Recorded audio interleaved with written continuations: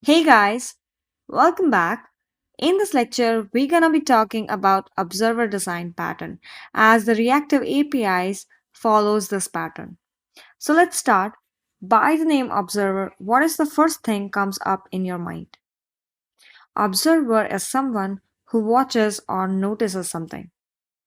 Similarly, in this design pattern, we have a subject which is responsible to maintain a list of all its dependent objects known as observers. So observer design pattern defines one to many dependencies between objects.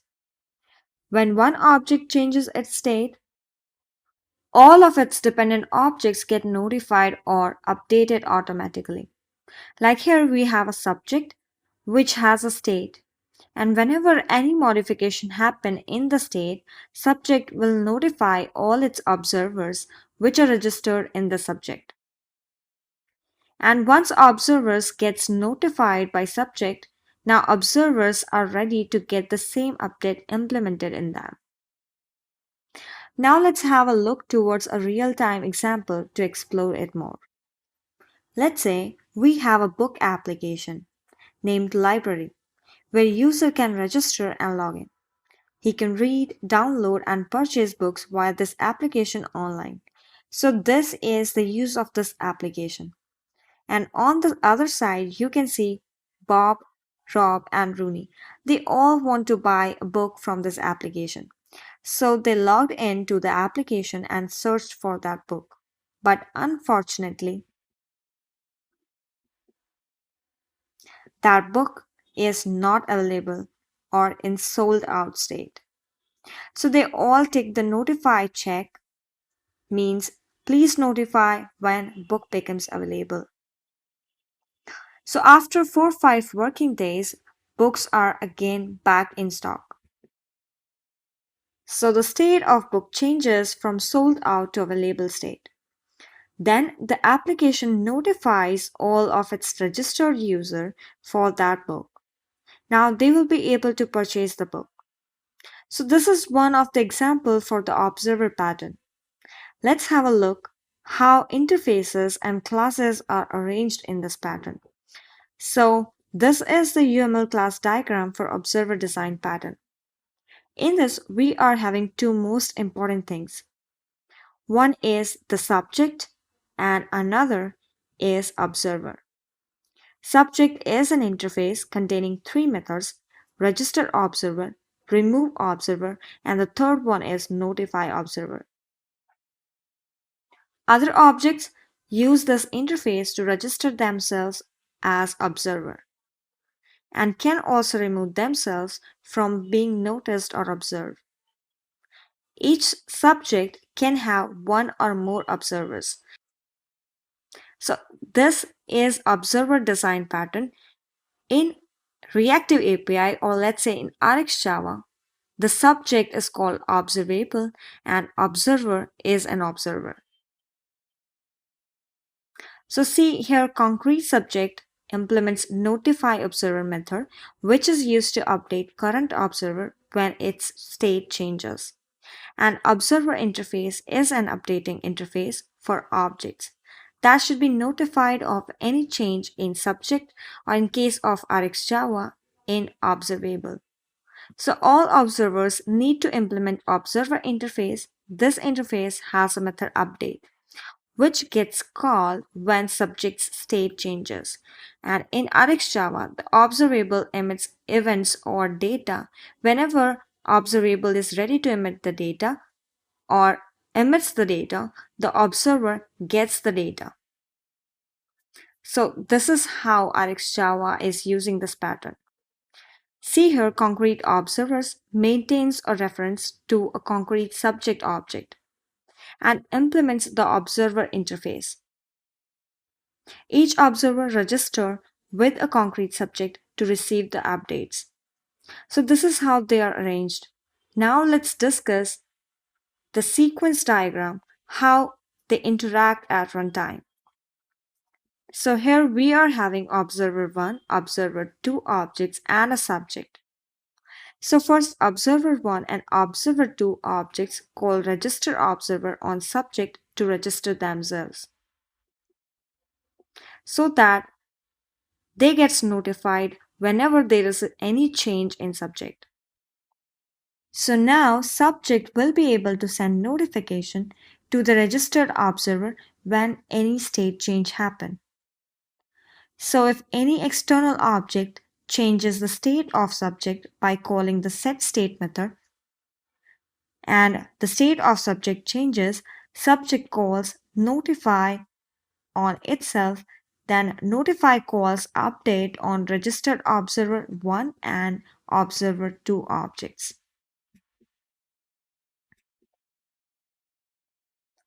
Which request the changed data by using getState from subject to update their state.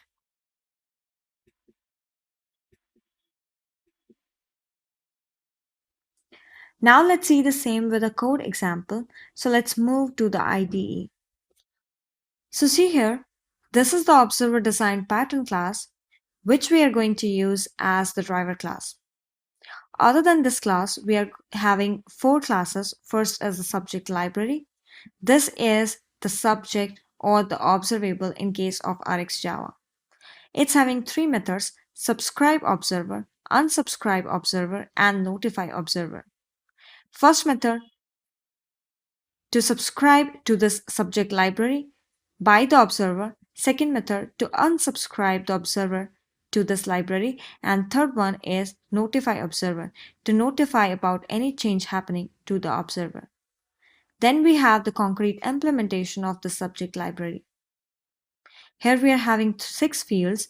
First is name, type, then author, price, and in stock. These 5 fields are the details about the book, and then we are having ops list, which is a list of all the subscribed observers which are subscribed to this library. Then we are having a constructor, and then getters and setters, and then the implementation of all those 3 methods present in the subject library class. First, subscribes the observer, so it adds that observer to the list, to the subscription list. And then we are having unsubscribe observer method, which removes the observer from the list, thus unsubscribing the observer. And then we have notify observer method. Here we are printing the name, type, all the details, and then we are updating about any change happening to the observer. So we are calling the update method on the observer object. Now it's time to look at the observer. So this is the observer interface, which is having single method update. Whenever any change happen in the subject or book, it calls the update on this observer. Let's see its concrete implementation. This is the end user class, which is the concrete implementation of this observer. It's having single field name, which is the name of the observer. We can create any number of observers that can subscribe to this book or the subject library. Then we are having the constructor for this class, which defines the name and then subscribe this end user to the book or the subject library. Then we are having getter and setter for the name, and then the implementation of update method. When the update method on this observer gets called, it will print hello, the name of the observer. We are glad to notify you that your book is now available. So hope you got the idea how observer and observable or the subject are interlinked.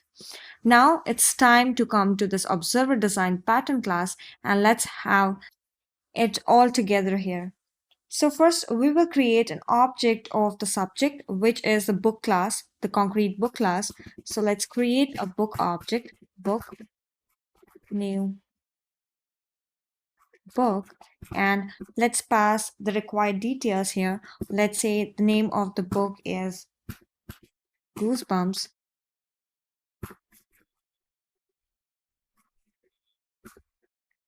Genre is horror.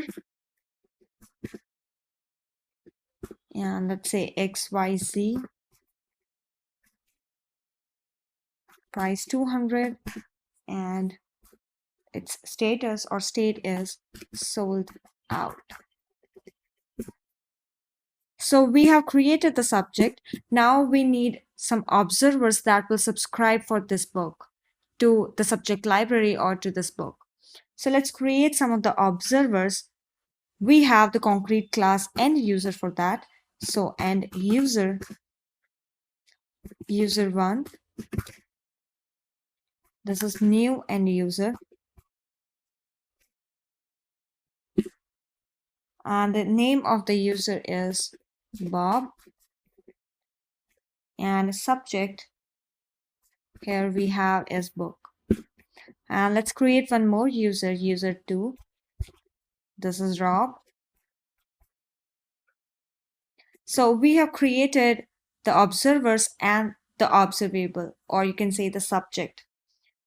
So internally, this will add these users to the subscription list of this book. Because if you see this observer or this end user here, we are subscribing the observer to the subject. Now initially the status is sold out.